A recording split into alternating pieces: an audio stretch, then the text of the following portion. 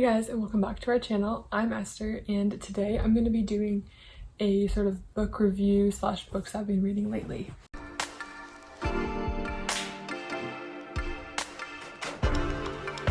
Normally this is me and Naomi, but with the restrictions that we have because of COVID right now, Naomi and I are filming individually just every other week.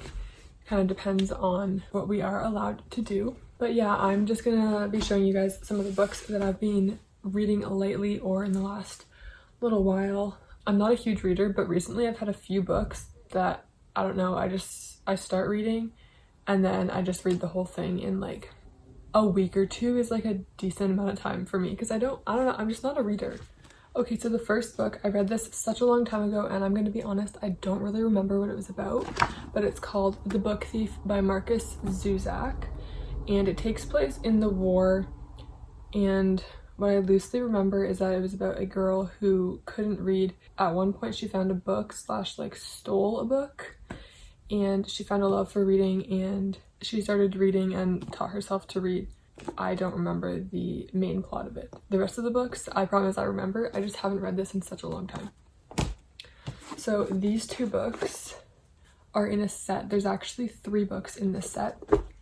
There's the first one, Love and Gelato, Love and Luck, and then there's a new one that came out called Love and Olives, and I'm waiting for it to come on to paperback because right now it's only available in hard copy, and I have a thing about hard copy books. I don't know why. I just don't like them. But Love and Gelato is about a girl. Her mom passes away, and her mom's last wish was that she went to visit her dad who lived in Italy. I just remember she didn't really want to go, but she went and she made some really good friends. She obviously finds love. It's kind of like, it's a super easy read, but I don't know, it was kind of cute. And then Love and Luck is the continuation of that, and it is about this girl's best friend who goes on a family vacation to Ireland for a wedding, and she just ends up on a crazy road trip journey with her brother and her brother's friend. And yeah, also a super easy read. I'm excited to read Love and Olives. I believe it takes place in Greece, so we'll see. So these books, I think a large percentage of teenage girls have read or seen the movies, but we've got To All the Boys I've Loved Before, P.S. I Still Love You, and Always and Forever, Lara Jean. So if you haven't read it before, it's essentially about Lara Jean, and she writes love letters when she was really little, and somehow the love letters get out, and all the boys that she's ever loved get these letters. That's a very vague description of the books, and there's now movies of all 3 of these books. The movie for this book came out yesterday. I'm watching it as soon as I'm done filming this. I'm super excited. They're kind of like cheesy movies, but I don't know, that's kind of what I like. From the same author, Jenny Han, I've got This Summer I Turned Pretty, got the whole collection. This girl and her family, they go to a cottage sort of every single summer with her mom's best friend and their 2 boys, and they're all sort of best friends. She falls in love with the one boy, and it kind of gets complicated between the 2 brothers.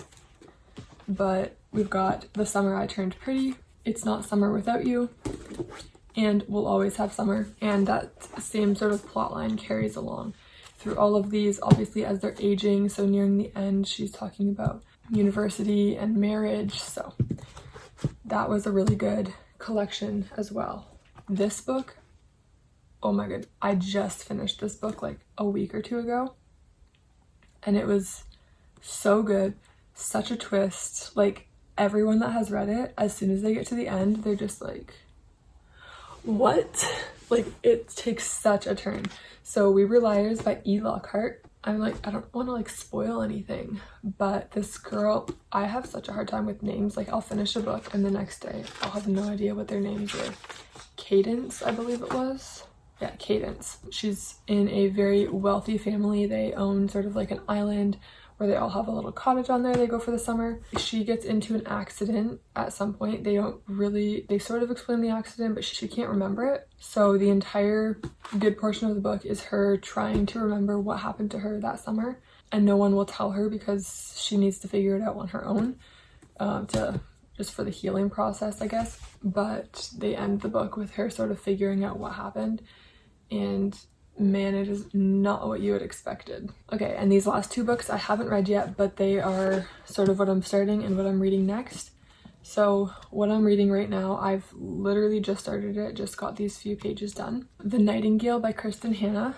It takes place during the war as well. Like, as far as I've read, the war is like World War II is just starting. Tells the story of two sisters separated by years and experience, by ideals, passion, and circumstances, which embarking on her own very dangerous path towards survival, love, and freedom. This was highly suggested to me by a friend of mine, and I'm excited to get into it. I've only read the first 30 pages, so I'm not super into it yet. And then this book, Dream Big by Bob Goff. I've always wanted to read Bob Goff books because I've heard they're so good.